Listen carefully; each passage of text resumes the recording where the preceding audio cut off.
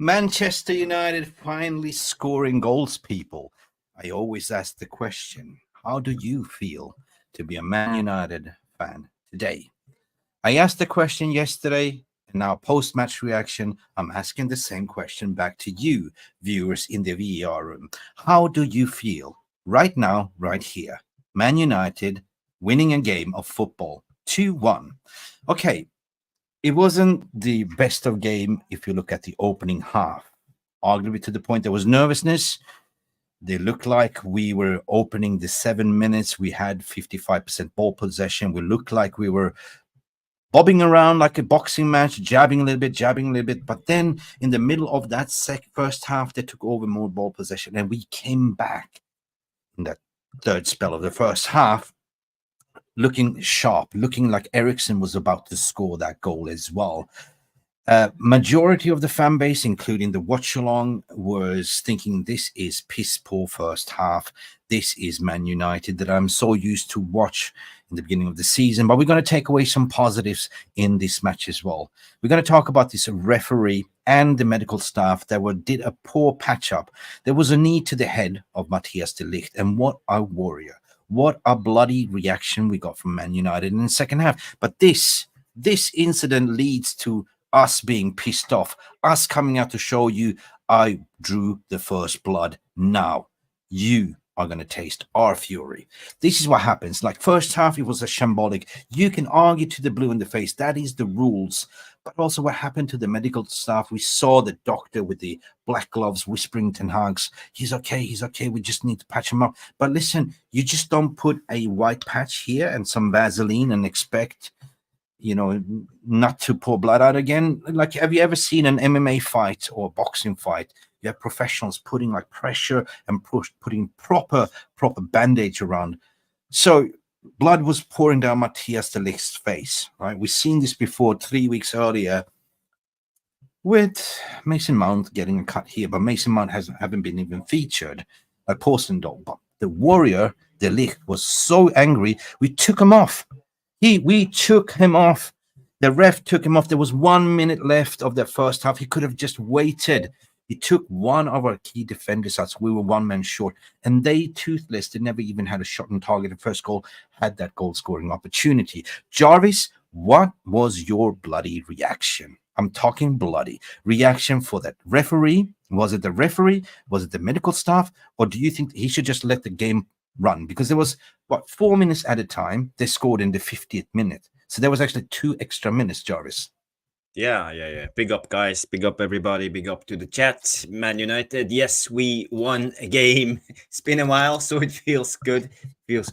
So yeah, let's talk about the de Ligt injury. He I don't know why the referee didn't even give the guy a yellow card in the beginning, because he was high with his knee. That's dangerous play. I didn't even give him a warning. The de Ligt injury was a bad one. I think he cracked his skull in a way. Yeah. So the medical team had a look, stitched him up. I don't know what they did. I think they just poured some Vaseline on him and say, go on. And he went on to the pitch again, and he started bleeding. Back again, out, in again.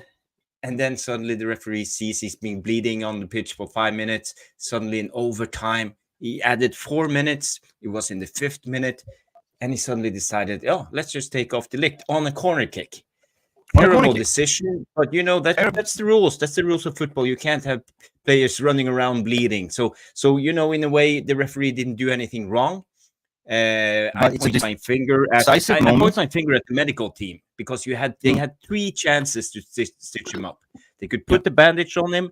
They could put a woolly cap on him. They could stitch him up, super glue. They could do whatever, stop the bleeding, because we need our center back, especially on corner kicks. That was de Ligt's area centrally. That was his zone in the middle.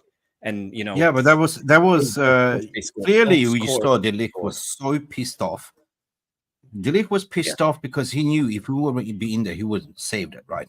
You got a yellow on Ten Hag. I think it is also yellow on I thought I recorded a yellow on Van Nistelrooy as well, because they were complaining. So what you doing? Like, this is a decisive moment on the free kick. Why are you taking the player out, right? You're clearly going to blow the whistle after, right? So Mm. shambles this, right? But I think that instigated the players to come into the dressing room with the anger, right? The fuel, the anger, like we got hard done here. Everyone was pissed off. And the perfect response was in the second half, right? They patched up Yeah, the lid right. and off we went like aggressive. We were swarming, we were stinging, fight, spin like a butterfly, sting like a bee, the Muhammad Ali kind of thing. Hmm. My God, the second half, we looked like we were possessed. We looked like, hang on a second, is this the Man United team that we watched in the first half? No, we came out with a vengeance to say, we saw blood. Now you're going to taste our fury. You are coming to Old Trafford. We're going to boss you and dominate it. And instantly we saw ball possession go off the roof. The intricate passing was there. Rashford was on fire. We even saw the two youngsters scoring the goal. Garnacho, what a beautiful and Rashford's beautiful pass into Garnacho. I was bracing myself. Isn't an offside? No, he was in onside position. What a goal! And even young Hoyland getting on the score sheet. So two youngsters scoring today. I don't know if you can't be happy that Man United won a game, but we needed to win this game. We needed it. It Yes. was so important. I was doing the watch along, and I saw some negative people were pissed off with Ten Hag still. And I said, well, hang on a second. You should be happy that you actually won a game. That's the thing, right? Yeah, well, if you can't enjoy us winning because of Ten Hag, then you have to take a look at yourself. That's just me, because Mm, at the end of the day, you're a Man United supporter. You're not a Ten Hag out supporter. It's about the club. That's the main object: supporting Man United and be a good mm. fan, celebrating, supporting the players, and yeah, enjoy a win. Stop complaining about Ten Hag every freaking moment. I just want to show you this one of Delict. What a warrior we have. He played a Yeah, fantastic yeah. game. I even changed my thumbnail Look at with him. Look him. at him. He Oh yeah, looks like Terry Butcher from or from Vidic, or Butcher, yeah, or yeah, Vidic. What a warrior! fantastic player, And fantastic. that made him pissed off, and he played like a possessed beast in the second Yeah, half, in yeah, my yeah, opinion. So my thumbnail, I instantly changed it to bloody reaction. yeah. Hmm. But it's got to be bloody reaction and the lichter. But look, for you guys who look at the table right now, I mean, yeah, before we came into this game, I was more sensitive to say, well, I'm not going to be overreaction because I look at the table, it's a false dawn.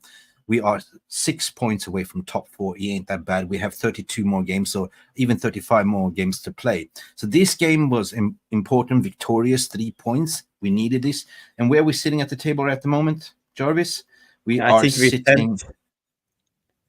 yeah, but we're going to add this on. So yeah, a win today means that we went up on 11 points, still 6 points behind Aston Villa, right? So Yeah, this is yeah. where we are. So this is still catchable, Jarvis, right? Because this is football. Like, 2 games, anyone, Villa can lose points, Arsenal can lose points, City, Liverpool, right? Do you still believe that we can get on a run now with this victory? How important is this for the player mentality? Yeah. It's confidence. It's everything when it comes to football, and this win will give us a little bit more confidence. We will come into next game if we can manage to win that game too. Suddenly, we have turned around the season, and we are not Mm, looking down on the table. We're looking up on the table. Who is next for us to catch up with? So yeah, it's important. This was a really important win. If we have lost today, it would all hell would have broken loose with the fan base, the British media, everybody is out to get us, and we wouldn't hear the end of it, And I'm so happy that yeah. we managed to turn it around. And the second half, we came out. I think we looked really solid. We played in a 4-4-2 formation defensively. Every time we lost the ball high up the pitch, the players ran like Mm. they were possessed home to close down the gap in the middle. I think Brentford, they're a really good counter-attacking team, but they couldn't even get But one decent counter-attack okay, on us S- in that second I, half. And I'm gonna play I the give that to the players. yeah. So this is my question to you. The players came out and fought for the manager. They fought for the fans. They fought for the blood on his. They fought for the wrongfully wrong decision. Does this look like players and not playing for the manager? It didn't look like it. They were playing for each other. They were fighting for each other. And this was kind of arguably to say the best fighting performance I've seen us this season so far. For me, this is a turning point in terms of mentality, in terms of bonding as a team, right? All it took was some bad referee decision and one of your players bleeding from the skull, and you got like mad, like, you know, it's like you being in a fight with your friend and you see your friend getting a bloody nose and everyone's getting, I'm gonna shoot you, mother yuckers, you know what I mean? So be careful what you wish for. I mean, the philosopher Nietzsche on resentment, right? I don't know if you are still living in that you want the team to do bad, but you sent me a quote, Jarvis, which is so fun. If you think somebody's ruined your life, you're right, it's you. That's Nietzsche right there. Right? So we have a tendency to always not blame ourselves, but we, as humans, we always tend to blame something in life, right? So if maybe it's Bruno's fault, it's Ten Hag's fault. Hey, if it's it's an earthquake outside, it's a global warming, blame it on Ten Hag. The media will say it's Ten Hag's fault, right? Today, I was critical to him playing it safe, because on paper, when the team sheet came out, Jarvis, I said instantly he's playing players that he trusts, like Casemiro, Eriksen, and Bruno was the original midfield that did him well in the first season. And we do have a super chat as well, Jarvis. We do have a super chat. Fantastic. Yes, Ben's coming in with the super chat. Let's go, Ben. United. Where's your toot? I lost it. Shit. Jarvis lost his toot, and I lost my mind. Ben coming in with a £10 super chat. Big up, love you, Ben. Let's go, United. Good second half, boring first half. Big up, Mick Jarvis.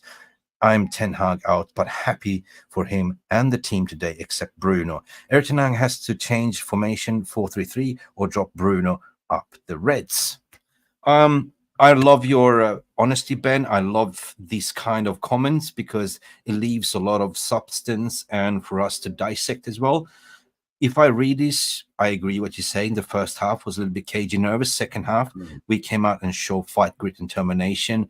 And that you actually acknowledge that you want the team to do well. So you actually acknowledge this win.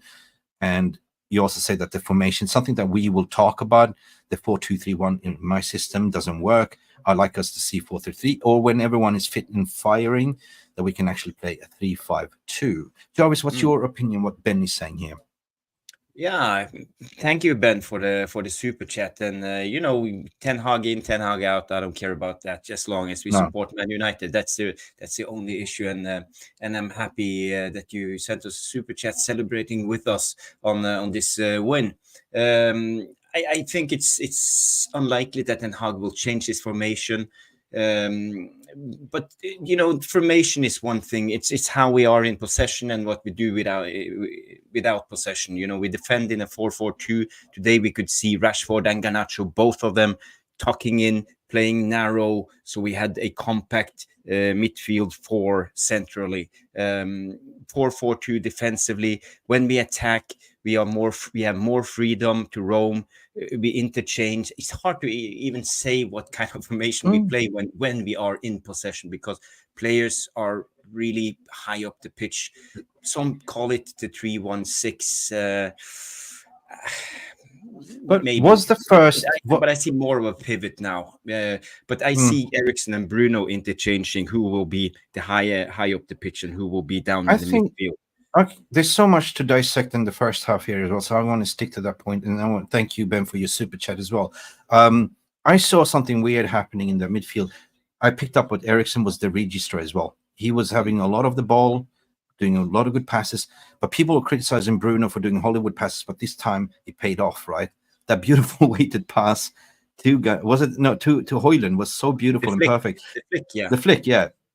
Herr Flick, listen carefully. I will only say this once. And now I'm going to say this once now, because I was critical to the lineup 100%, because I've been saying this is not balanced. You have two left wingers that you are star players that you can't choose to keep, or so you started Rashford to the left, Garnacho to the right. But after 10 minutes, we saw something weird. What happened, Jarvis? They interchanged. Hmm. They They did. switched sides. And it's like, what is going on here? I'm confused now. And this proves to me, and it's what I've been saying my point all the time, Garnacho is best to the left and wasted on the right. Garnacho, according to my opinion today, was on fire in the second half. He came out unpossessed. Yeah. Garnacho, he was really good. But his decision. He's young, so he needs to improve his decision making. A lot of the time, he's very one-dimensional. He keeps his head down, runs with the ball, takes on the defender, and that's great if you're a winger. But sometimes you need to understand if the fullback has coverage, you're 1 against 2. Sometimes it's better to stop up and play the ball and keep the attack going. But especially in the beginning of the first half, he looks a little bit too intense when it comes to this. So he needs to figure out how to, I don't know, change his decision making sometimes. But no one is perfect, and Garnacho is still young, and he will learn this. I Defensively, want he's to really good. Yeah. Yeah, I want to stick to the first half because there was 3 halves of that first half. The first 10 minutes, United were in control. Ericsson was dominating. He was the registrar. Then we kind of switched off a little bit, invited pressure. They started to pick up ball possession. And then something magical happened. We came back, right? So I never thought that it would score. Like, and if I look at the stats, they hardly had one shot on target, right? To be honest. And I can sort of look at what Will is saying here. We are 10th on the league. Let's wait after 10th of November. Let's wait and see how we have officially turned the corner. I just want to see after 10th of November where we really, that's the great 3 points. Yeah, listen, I think November is such a big month as well. So I wouldn't even wait that far. I keep saying that the table is a false dawn at the moment. Okay, we played 8 games. We're sitting 10th. They're 2 points away, 6 points away from top 4. But you will always assess the table like come January, February. Then you can sort of see where you are. If this poor run of form, if we keep drawing or losing to Christmas, I don't believe that he would be here. So this was a massive point. Players were fighting for each other. They don't want to be in this position. I mean, you're a professional footballer. You don't want to be their egg face sitting on the 14th. They wanted to win this game as well, in my opinion. So the spark here, in my opinion, was the referee screwed us over and Matthias de Ligt, and everyone was freaking pissed off. I can imagine the team talk. Everyone was like, come on, guys, let's do this. Fucking hell. Like, you know what I mean? Because instantly when we came out in the second half, I was like, what is going on? The response immediately. That's what I want to see. Big up, Will. Yeah, big up. I just want to say, I picked up something now. I'm looking at the heat maps of the game. I use this page that's called whoscore.com, and then they always are correct when it comes to all these stats. And we have seen a big problem this season is Bruno. He's been too much on the right, and that screws up his passing angles. We saw it when he played for Portugal. He played on the left. His passing angles with his right foot gets much better because he has 2/3 of the pitch to pass on. When it's on the right with his right foot, he only have 1/3 of the pitch to pass on. So we utilize Bruno's creativity in a much better way when he plays on the left. So today we saw on the heat map that Bruno is back on the left side. So I don't know if that's conscious decision from Ten Hag or is it Bruno who understand his movement and where to move. So I would say people are critical to Ten Hag's game plans and all of this, but I'm glad to see that we are changing up things and figuring out what's really going wrong. And we have been talking about this now in the international break about Bruno and his deficiencies on the right, but now we see him back on the left, and that's a really good thing. So I agree with you. Mick, of that. Yeah, I was aware instantly. I mean, I'm still stuck in the first half because there was so much to talk about the first half. I came in with zero expectation. I came in with the scrappy 2-1 or 3-1 United. Never did I expect this fighting spirit of what we saw. I think it was a wake-up call, and this is what stung with me. This is still sitting with me. I'll go out, I'll walk the dog, and I'll still remember this, this anger that come out, fighting. It's like you in the first half, you go fighting and you get a bloody nose punch and you go oh, you get angry and I'm going to knock you down. I'm gonna knock you down, and that's what happened. So, King Sire saying, "I'm happy we won, but I want us to be more organized and clinical and consistent." Yeah. My reaction was in the first half, and I said we were not really set up to score goals. We were not really set up to score goals. We were more defensively minded, not to concede. I think that we didn't want to concede in the first half. Ten Hag in his press conference said, "I know what the problem is. We are not scoring goals, right?" So instantly, when we came out in the second half, that might be the message: be more aggressive, score more goals. And then in 85 minutes, I was just thinking, please, in-game management, defend 2-1, and that's what he did. So he basically took off the defenders, put in Ogate and put in Lindelof. I think he did the right substitutions at the end of the day. Protected Højlund, put in a Xerxes that looked like he's going to score as well. So, guys, there's so much positives you can take away from this game, I would say. But the most positive thing in my mind is that we won this game. No matter how we won it. Yeah, we won it. Mick, I can show you something. You talk about this first half, but this is the momentum of the game. So if you see here, Brentford came out and were the better team in the beginning. They were more aggressive, better on the ball. We were too passive. But I would say around the 20th minute, things started to turn around for us, and we gained the momentum of the game. And we kept the momentum, I would say, throughout the game with just short spells of Brentford attempts and attacks. So I would say we controlled the game, and we played at least a good 70 minutes on this game, not just second half. But 70 minutes. That's 70 minutes good football. You can see here on the momentum chart. And our XG was 148 against Brentford's 0.98. So they had their chances. Yeah, they did. But we had 23 shots. They had 8. So I think we won. I like this graph because this is something what I talk about. I could not put in the words because in the first half, in the third quarter of the first half, we took over possession. I mean, we had like 35% ball possession, and all of a sudden we were surpassing them in the latter stage of the first half, having 52% ball possession. So this graph doesn't lie what you're showing here right now. So we actually played good football for 70 odd minutes, right? Which has been rare commodity. Yeah, we did, but I would say what changed in the second half, as you said, it looked like we just woke up after a slap in the face because we were much more aggressive. We were on the ball. You could see us winning, I would say, at least 75% of the duels. I was Eriksen, Casemiro, Bruno. They were like, everybody was swarming the guy who was carrying the ball, winning it over and over again.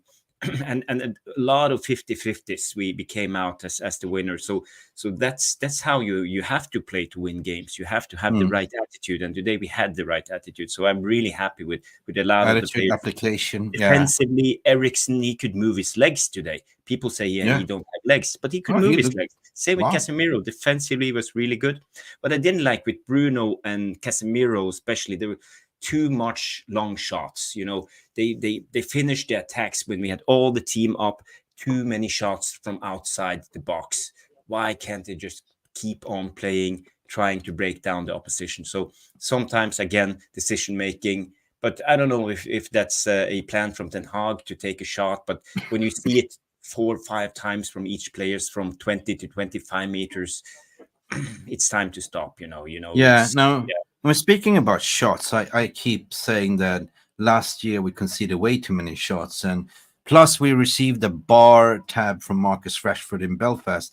There was extra shots added to that tally as well. If you know, you know. Yeah, I know. You don't know what I'm talking about. Shots. Marcus Rashford, tequila shots.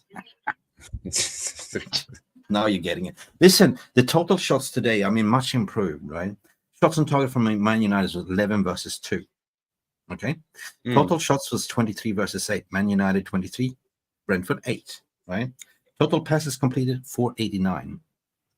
And in overall possession, we had 51% at the end of the day. We leveled out. So I think stats sometimes you can stare you're blind, but if you look at how many shots create sometimes goals, sometimes not. But we came out fighting, and that's all I want to see. Some bloody fight for each other. don't down tool right now, believe in each other. And now I think we can turn on with this mentality. Now, I was watching the post-match reaction. Garnacho was saying this is a massive turning point in terms of mentality, in terms of confidence going into, I mean, next game is Fenerbahce away. Yeah. Yeah, in Europa League.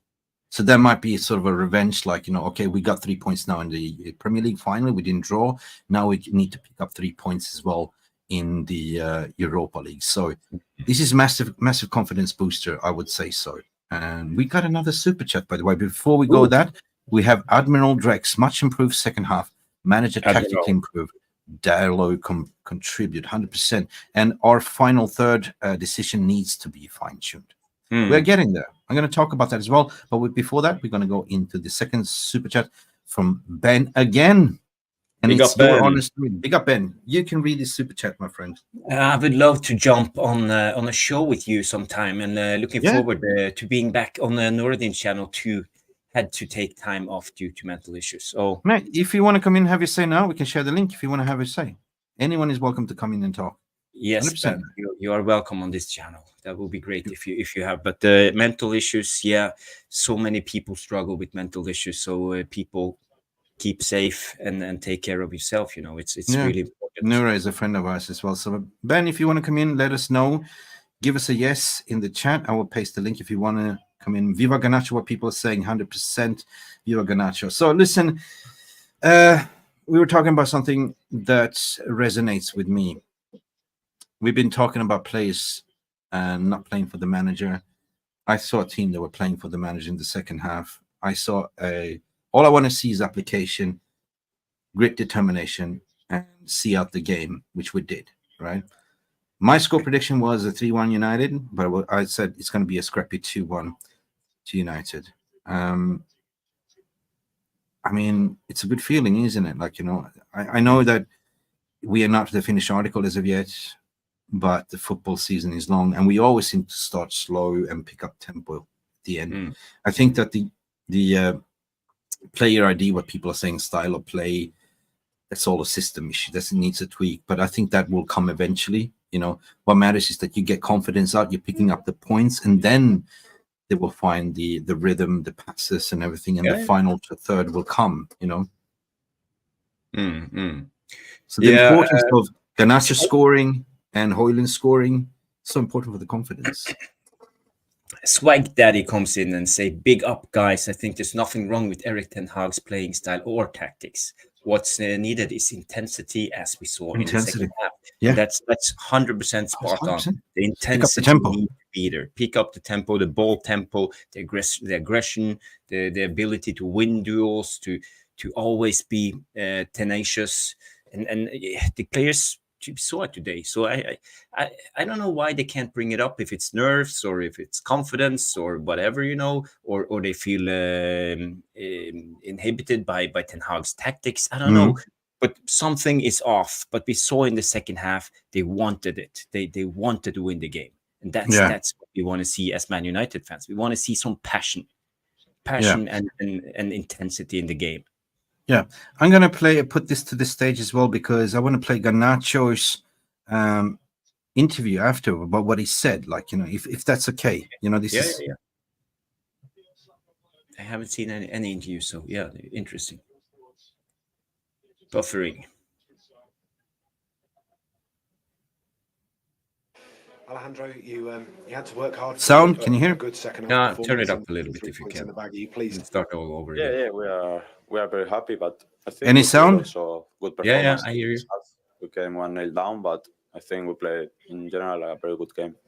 Everybody seemed to take what happened at the end of the first half and use it to give you a little bit of inspiration, some fuel for the second half. Was that the case? Yeah, we were in the first after the first half very, very angry because we played with 10 man, a little bit out of time, but that's what I said. In the first half, they came off very angry, and this anger transpired over to the second half. Exactly what Garnacho is saying. With good mentality, we come back the game. I thought it was absolutely brilliant to see sort of second half you come out with real intensity and pace and tempo, and 2 brilliant goals as well. Yeah, I missed like 2 big chances in the first half, but came to the second one with the same mentality, trying to score to win the game, and finally I can do it. Also, Rasmus, happy for him. And When you Did he just call it Rashmut? He said Rashmut, not Rashmut. He said Rashmut. Hang on. He said Rashmut. Wait. for him, and when you see the cross He said Rashmut. I I missed like 2 big chances in the first half, but I came to the second one with the same mentality, trying to score to win the game, and finally I can do it. Also, Rasmus, happy for him. And when you see the cross coming from Marcus and you're trying to time that run, what's going through your head? What are you thinking as you're trying to meet that at the right time? yeah, I know him because we try on Sorry about that. Buffering. training this week, and I know we have a very good cross, and I have to be ready in the back post. And when he crossed, he said I shoot first time, and I score, so I'm happy. Yeah, absolutely, and a lovely finish from Rasmus. But actually, the Rasmus's goal is probably only a small part of his performance. His strength, his hold-up play, all of that was absolutely brilliant today. Yeah, I think the goal was the worst thing on his performance because he hold the ball very good, play outside. He give a breath for the team, so it's important for us also for the counter-attack. So very happy for him also. Yeah, I'm sure United fans are happy to do. Ghana, thank you very much indeed. Thank you. So it's official. Rashmut it is. Rashmut. Yeah. I think it was this interview kind of tells you the story, what we've been talking about, you know. They came on angry as hell, pissed off of the second half of the undoing, and they came out firing. And this is what we like to hear from the players. Like, you know, players take accountability. They realize, hey, we're not here to lose games. We're here to actually win the game. And they came in and applied determination and tempo. Yeah. Let's have a look at his performance. Let's see here. Just add this to the stage. I don't know if you guys can see this. If I press here on the Garnacho. Before you go, yeah. Before we go, we have 5 gifted memberships flying in from Gary C. Gary C, we got gifted membership, and welcome to the family. Thank you, Gary C, for gifting 5 MUC Realist TV membership. Ben Williams became a member to the family. Welcome, Ben. Ant Lambert as well was gifted membership. Ivan Lore Barman was gifted membership, and Luan France. Welcome to the family, and do not forget to thank Gary C in the chat as well. You're a legend, Gary. Thank you so much. Big up, Gary. Thank you. Thank you, Gary. Yeah, and I just want to bring up this comment from Ben before we move on. Ben comes in and say, sadly, I'm at work today, so another time I will jump on. But I really appreciate your offer, panel, and thanks for you're welcome. Mental health. Big up, Ben. Big up anytime, Ben. Let us know. To Alejandro Garnacho stats on FootMob rating, he gets an 8.7. That's really good. He played 89 minutes, 1 goal. 8 shots in total. Here you see his shots. I would say 2 of them outside the box, 2 of them blocked outside the box, but most of them came from his left side, and that was also where the goal came from. He had a pass accuracy of 79%, 22 out of 28 passes. That's good. 2 chances created, XG of 0.36. He scored 1 goal, 0.04. That was good. Shot accuracy 83%. Defensively, 2 block shots, 50 touches on the ball, 10 in the opposition box, and that's really important to keep them under pressure. 50% successful dribbles, and 75% accurate long balls. And that's when we come to the game plan from Ten Hag, shifting play from one side to the other when we are attacking. So that was really good, I would say. And he defensively, 2 out of 2 tackles, 100%. 4 defensive actions. He was dribbled past 5 times, 5 duels won, 9 duels lost. But that's good for a winger, 42%. That's not too bad for Garnacho. So very good game from the lad. Very good. And I'm going to ask you, Jarvis, if you're going to pick the man of the match here. Who would you pick as your man of the match out of this stand-up performance? Well, there were many of them, I would say. No one had a bad game today. De Ligt was good. I would say Eriksen was really good. Casemiro had a really good game. Rashford had a good game for once. Højlund was good. So, yeah, it's well, if I need to pick one, maybe Eriksen for me, or Casemiro. Eriksen, One of okay, them. or Yeah, Casemiro, okay. Eriksen. I just want to go on Bauman's comment as well, because Ten Hag made a comment. Today, we showed we play good football and desire to score. There were high-quality goals. It brings confidence that we needed. That's a big statement. I mean, yes, there was good quality goals. Good, I really liked that flick from Bruno. There was creativity in the second half. Maybe this is the unlocking key that we needed. The second half, the fight, the grit, determination. Garnacho coming out speaking. We were pissed off. We're angry. But you want to know who got the man of the match by by Manchester United website? I haven't done mine because it didn't work today. But I'm going to hand this to the stage. 56% voted on Alejandro Garnacho as the man of the match. Yeah. You can see the percentage, right? So he won. Yeah. No, it's just the overall performance and what you showed, the stats as well. Like, he was a workhorse today. Like, he worked his socks off in the second half. He was angry, He was really, really well game. Really good game from Garnacho, I would say. Really good. He's been struggling a little bit this season. He's been an impact sub, but he hasn't seemed to cement his place in the team. Today we saw him on, as you mentioned, Mick, on the left, and that's where he's on his best, when he plays on the left. And I would say Rashford was actually quite good on the right. So yeah, it was very good. And they have a fluent attack, so they interchange sometimes. Sometimes Rashford goes on to the left and they swap. And when you are a fullback and you play, let's say if you're what's the name of the Brentford fullback, Van der Ven, or his Dutch name? Yeah. Flecken was the goalkeeper was a little bit shaky as well. Flecken. I don't know.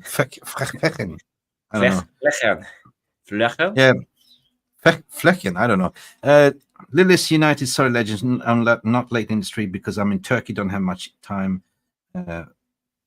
Kick up. Yeah, no worries, Lillis. As long as you're here, big up to you. Big up, Lillis. Big up. Gary C. If we finish half chances, we be all right. Yeah, it's all about football. It's all about creating chances. I mean, that's why I'm saying sometimes a striker needs 7 chances to bury one. It's rarely but lately, like our strikers like Højlund, he's been living on scraps, creating two chances, getting 2 chances, creating his own chances, right? But now this was a brilliant goal scorer, like a goal scoring goal from Højlund. The flick he did as well, the pass, and it was 2 beautiful goals. I cannot lie. But I don't see any negative other than we now moving on. We know what we need to do. The confidence is there. We should go in, not too over cocky. We're playing Fenerbahce over the midweek. Mourinho's Fenerbahce. Mourinho, yeah. Very pragmatic in a way. Yeah. We should go in there just focusing on our game, taking that anger into Fenerbahce and just go and play a game. Lillis, you're in Turkey. Maybe you can go to that game. Big up to you, your friend as well. Big up, perfect. Big up, perfect. Yeah, Mick, let's go back to the De Ligt incidents and break it down. Because I don't know if you guys are aware, but why the players reacted in a way they did. This was De Ligt's position on corner. This was De Ligt's zone all the time. You see him in front of the goal, in the middle of the box. That's De Ligt's position. So when he was subbed off on a corner because of the bleeding, we looked like this. This is the area. Yeah. There's no one there. Where the goal comes. The biggest problem you see here before the ball comes into the box. And of course, it ended as it had to be to do. And you see here Brentford scoring on that a corner kick. Same position as De Ligt. So in a way, the referee's decision cost us a goal. Mick, I haven't heard your take on the referee's decision. Should he made a different decision? I was so angry. The rules of football is you can't have an open wound bleeding on the pitch. Yes, I know. I actually was so angry in the watch along because first and foremost, it was 4 minutes added on. This was already passed, right? I also looked at the medical team. Like, you don't patch him out. Like, it looked like he had a bird shit sitting on here. Like, the patch was just hanging. They didn't do the job properly. You can't be so rushed to get him on the pitch. Patch him up properly, right? So yeah, you can blame it on the medical staff. I saw there was a footage of the medical staff doctor whispering to Ten Hag's ear with his black gloves and blah blah blah blah blah blah blah when he was laying down. He had all the time in the world to patch him up. Maybe it was stitches he needed. I don't know. But listen, you don't when it's a set piece and it's kind of the end of the game. Why can't you just wave it? You know what I mean? Just let them have the corner kick and blow off the game, and then you can take care of the injury in the halftime. And that like, okay. That's why I think everyone got pissed off, the Ligt and everything, because it was a decisive moment. It was a corner kick. You take off the defender, what you show there, and that was his area of defense. And this is how we conceded, right? You saw Licha was not really there to defend. Dalot was not. There was not the areas because they are so used to defending in zonal, right? Each defender in training has been taught, like, you defend this zone, this little square bot. And what you showed at De Ligt, that is his area, right? So you take out the chess piece out of there and instantly, boom. Up to then, Brentford did not have any clear-cut chances. It was this freak goal. And that's why I was so pissed off with the referee at the same time. Shambles, referees should not get involved in these kind of decisions, especially when it's kind of the dying minute of the first half. Just let it go. Be more logical to say, listen, there's 30 seconds left of the game. There was 10 seconds left of the game. Yeah. The corner kick. There were 4 minutes added time, and it was, I would say, it was the 4 minutes 30 seconds or something when they had the logic should speak in your mind as a referee. Wait a minute, there's 10, 20 seconds left. Why do I have to take him out now? I know it's the rules, but can they wait 20 seconds and they can deal with it in the second half? I agree. I agree. You have to. The referee. The rules are rules, yeah, but the referee need to use common sense once in a while. Yeah. And then that's the thing. He did it right by the rule book, but common sense weren't used in that situation, and that was why Ten Hag got a yellow card. Why Van Nistelrooy exploded and ran to the fourth official. Why the Ligt kicked that bottle on the pitch. Everything was just wow at the moment. Yeah, everyone just got pissed off. The decision was so decisive. I mean, okay, in the instance there was a high dangerous play, there should be a yellow card.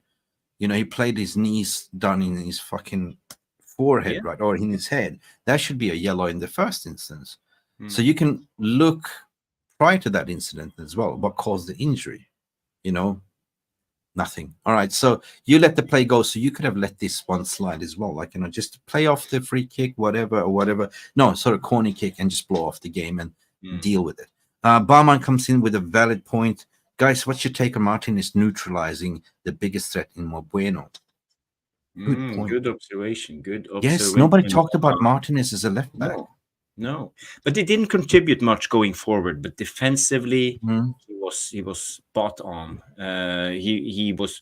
I think he was a different kind of defender that Mbeumo is used to. You saw Mbeumo; he tried to bully our defenders, like running up against them and use his body. But Martinez, he don't care.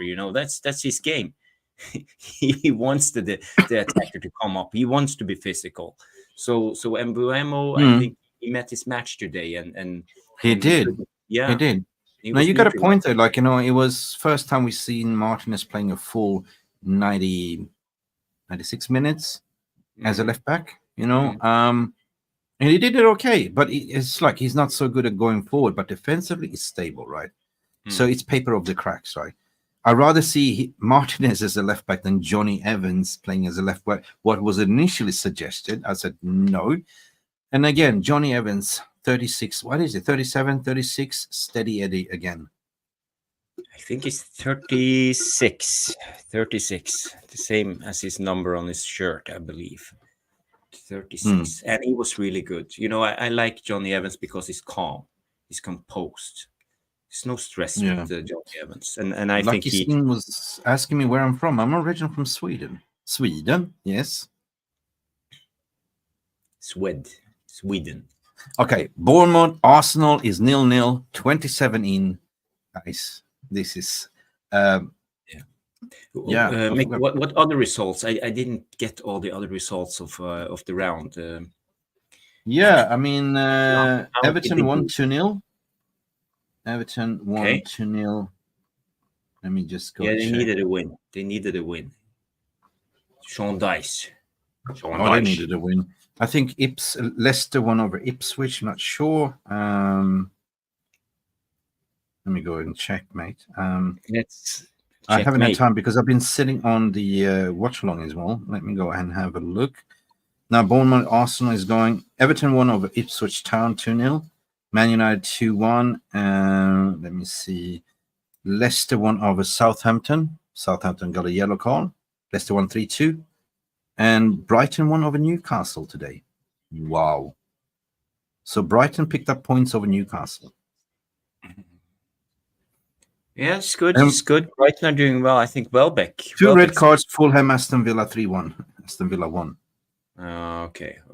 So I would say basically all our rivals. Spurs won, Villa won, Brighton Spurs won as well. Oh God, yeah, that was Spurs came back from 1-0 Aston Villa, and then right. The guy that we all wanted to sign, Todibo, had a stinker. You know, Son had him for breakfast. He was flipping him like he was flipping burgers, right? Thomas Frank on that touchline. We were linked to him as a manager. He looked like a psychopath, right? I don't know how many packs of Hubba chewing gum he went over this this game, but he was constantly chewing his chewing gum. You know, and he must be furious after this game as well, coming out ranting, delusional rants. We were the better team as per usual. So yeah, good day for United. Good day for Everton as well. That needed the points. Arsenal looks like they're struggling against Bournemouth. Bournemouth is always dangerous prospect to play away. And what is this? Is it a yellow card? Is it a goal disallowed? It's a red card to who? There's a red card coming up, and Arsenal. That is to Saliba. Saliba sees red. Arteta is furious. What? Yeah, Saliba. Okay. Saliva. I knew. No. Woo, Arsenal in the mud. They're in the mud. All right, then. Let's enjoy. Let's enjoy. Let's hope Arsenal sees a big L tonight. Yeah, Saliba got a red card. And there was a massive brain fart from no other than give him kudos. Mohamed Kudus saw red as well by scruffling. He was punching these twice in the face. Pushing and punching. Something Mental. like that. Yeah. Mental. But yeah, okay. I agree. It was a clear red card. Mick, do you want to go through the game a little bit on the stats on the different players? Can we do that or? Yeah, we can do that, and we can close up the shop because we'll do it quick. Just to get a clear view of the game. So here we go. So here you see Onana. Let's go. The ratings from whoscore.com. Onana gets a 6.5, Dalot 6.5, De Ligt 7, 6.57. So you see their best player from WhoScored was Garnacho, and Casemiro came in second with 8.2. Eric is just on 7.0, but I don't know how they even get these stats, if there's some kind of vote or whatever. Total shots, you see Bruno Fernandes had 5 shots, Garnacho had 8 shots, Højlund Rashford had 2, and Casemiro had 3 shots. Possession. How many shots did Rashford had? 2. Did you add the one in Belfast as well? Well, he had a whole line of shots. Now he's done with that. Now he's serious. He's serious again. Serious. Yeah. He plays well. Possession wise, pass completion. You see, Eriksen is on a staggering 95%, same as De Ligt. Evans 92. That's why I like players like Evans, De Ligt, Eriksen. They are really steady, just keeping the ball going, moving. passing the ball around, make it hard for the opposition to press. So it's really important to have players like that. You see Garnacho is on 79%, Højlund is on 70%. So yeah, that's our creative outlet. And Bruno is actually on 86%. That's quite good for him. Dribbles, Højlund had 2 dribbles, Garnacho had 2, Casemiro had 1. Aerials, Højlund won 4 aerials, and we saw Højlund. He was quite good when we played out from the back. He was winning a lot of duels. He was even flicking, and yeah, it was good from Højlund. Tackles, Bruno Fernandes 4, 5 from Casemiro. Defensively, really good. And what's this? It's corners. Yeah, Garnacho 3 corners. Eriksen had 1. Yeah, And dispossessed, not many people dispossessed. So yeah, the stats are really good. It looks good from the team. But what I take from this, Eriksen 95%. That's why I believe Eriksen was man of the match. Yeah, and also Garnacho as well. I mean, this can only show you that there is progression. There is a turning point. There is a positive you can take off from this 70 minutes played football. Like, we didn't play.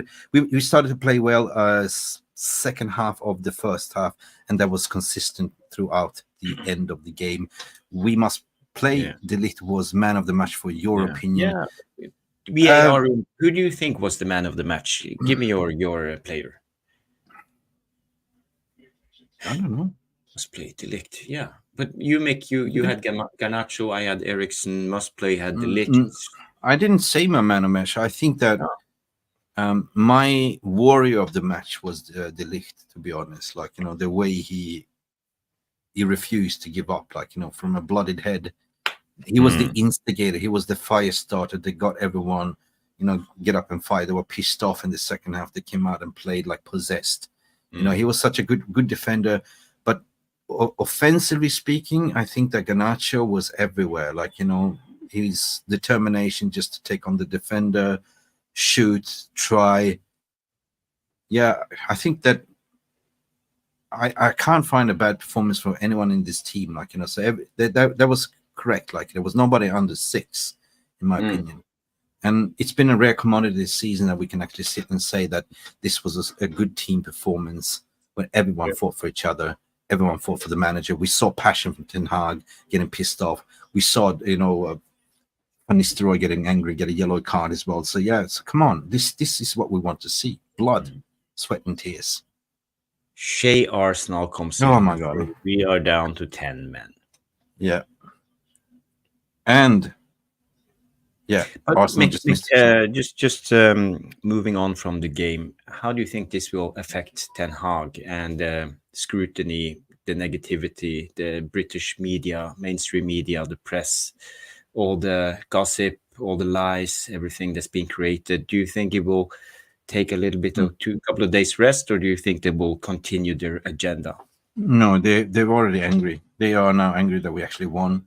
They were banking on that we will lose today. Ten Hag was telling the truth in the press conference. He actually called them out to say, not all of you, but some of you have been creating stories. We are. I've been keep telling you since the very first beginning. Me and Ineos and everyone else, we are on the same page. Nothing else has been said. Nothing is leaked.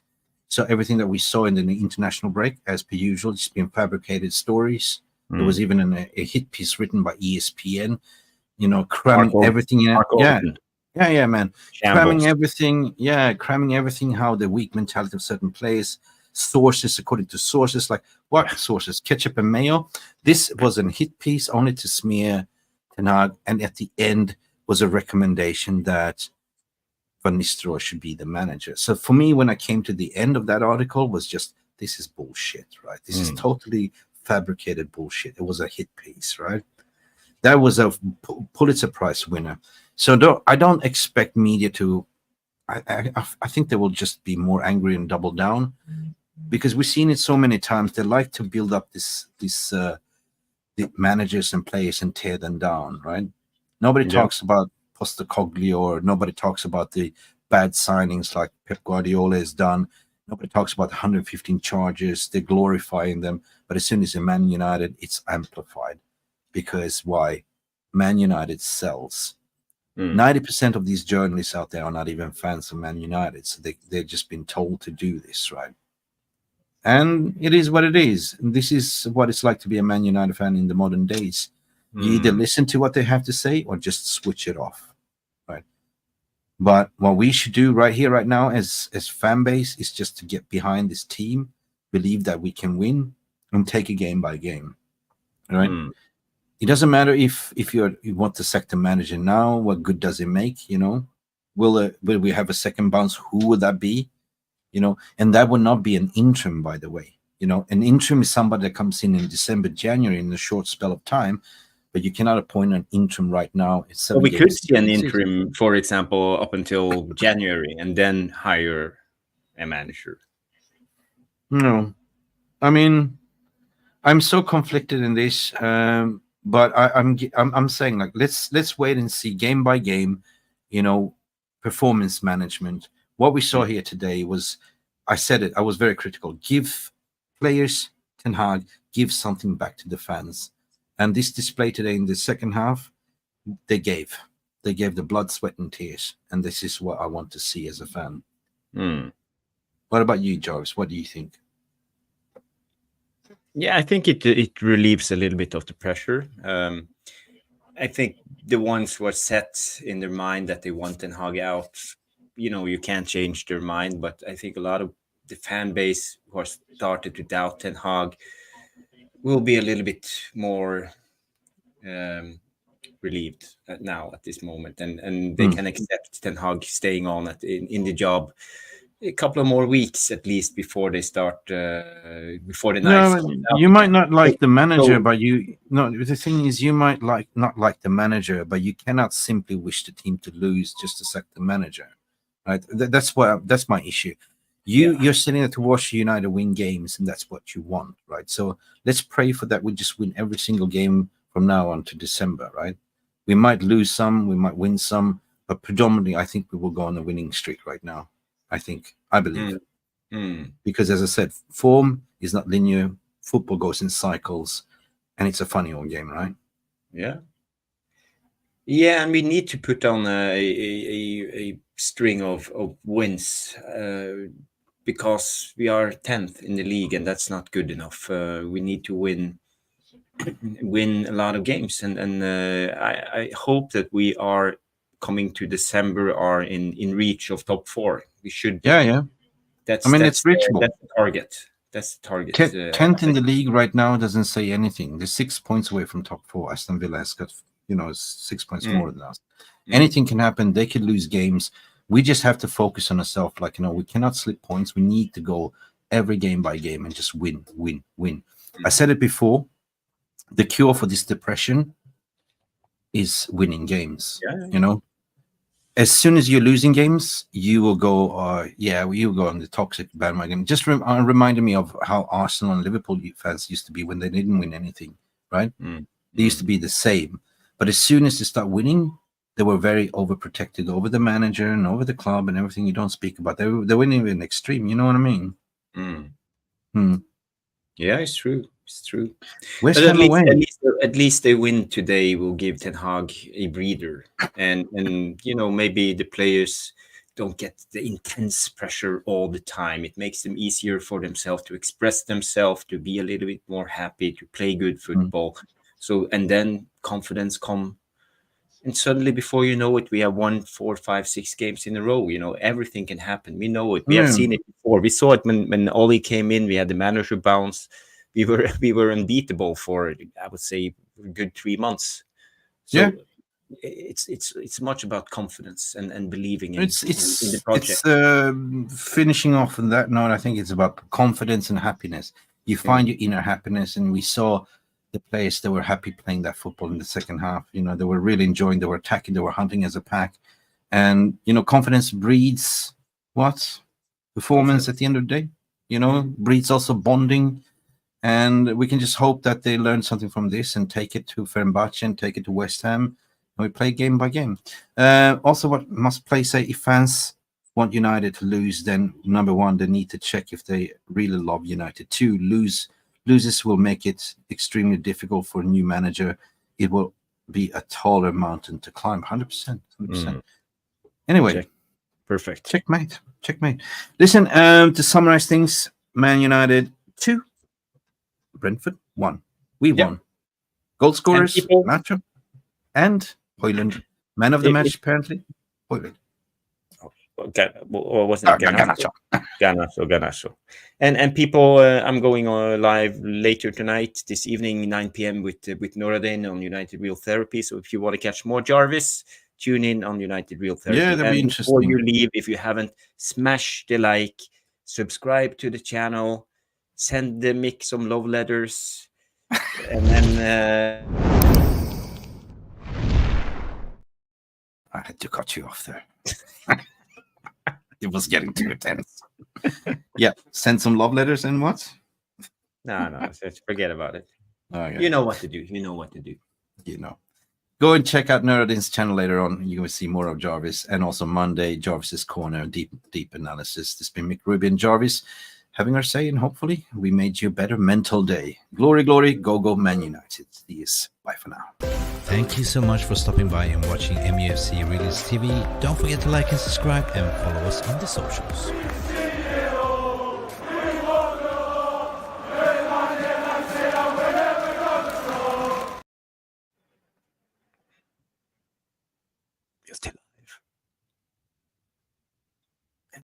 Thank you so much for stopping by and watching MUFC Realist.